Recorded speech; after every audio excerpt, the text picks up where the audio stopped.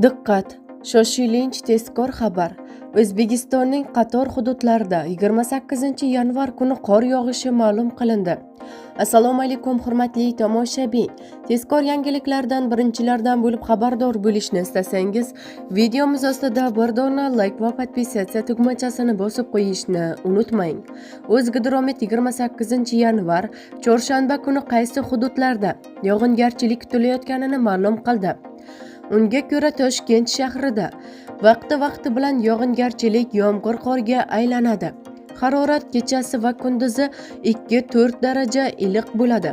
Qoraqalpog'iston Respublikasi va Xorazm viloyatida yog'ingarchilik kutilmaydi. Ba'zi joylarda tuman tushadi, yo'llarda yaxmalak kuzatiladi. Harorat kechasi 10-15 daraja sovuq, Ustyurtda 20-23 daraja sovuqgacha, kunduzi 3-8 daraja sovuq bo'ladi. Buxoro va Navoiy viloyatlarida ba'zi joylarda yog'ingarchilik, yomg'ir qor bo'ladi. Ba'zi joylarga tuman tushishi mumkin. Yo'llarda yaxmalak kuzatiladi. Harorat kechasi va kunduzi 3 daraja sovuq, -2 daraja iliq. Cho'l hududlarda esa kechasi va kunduzi 3-8 daraja sovuq bo'ladi. Toshkent, Sirdaryo, Jizzax va Samarqand viloyatlarida ba'zi joylarda yog'ingarchilik, yomg'ir qor bo'ladi. Ba'zi joylarda tuman tushadi, yo'llarda yaxmalak kuzatiladi.